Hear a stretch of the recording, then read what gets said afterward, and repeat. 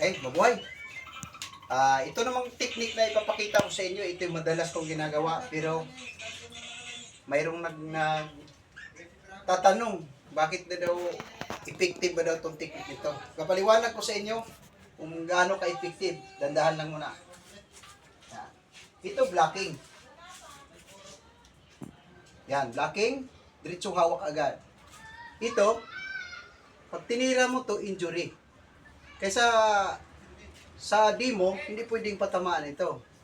Dito lang muna. Tsaka wag na wag mo ididiin sa lubong. Sabay. Hawak sa leg. Control. Yan. Suntok ng bira dito. Ang iniisip nila, bakit walang finishing? Nandito yung paano kukunin yung kutsilyo. Pero ito binira ko na ng suntok. Ito siya, hindi ko siya pag-agaw kutsilyo, hindi ko siya sakin. Ang importante ko lang, ligtas ako sa pag-rescue. Ilalak ang kamay dito, sa liig. Ito kung dandaan, kita ko sa inyo. Yan. Kontrolado. Itong kamay, hindi naman pwedeng gaganon yan dito. Dahil napakasakit pag ipinagsama ko ito rito, nasa akin ng kutsilyo.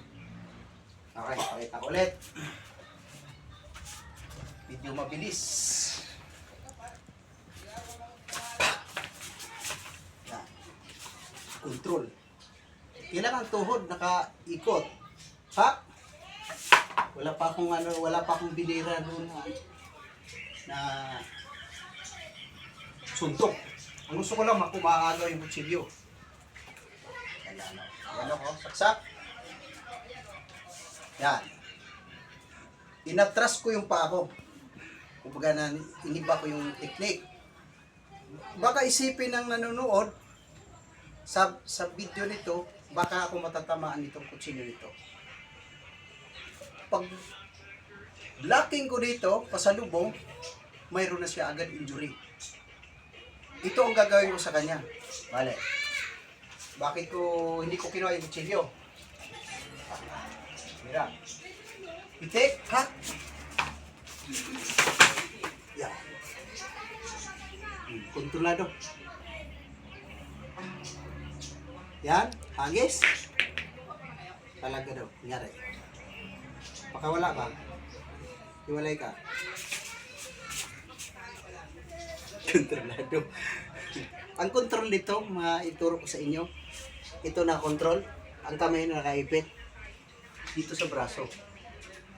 Pag salubungin mo lang ito paakyat, ito paangat.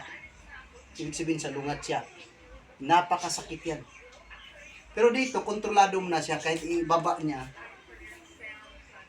Hindi mo ito makakatayo to. I-try mo nga. Yo. Ay! Pilitin mo. Malaki na yan. Walang pangga. Ito, bakante pa yung kamay ko. Yan. Napakasimple lang. Kung gusto nyo matutunan itong ganitong paraan, baka isipin nyo, ito'y nag-acting lang. Pilitin mo nga. Wala pang silbi itong kamay ko. Mas maganda yung kilitiin mo na.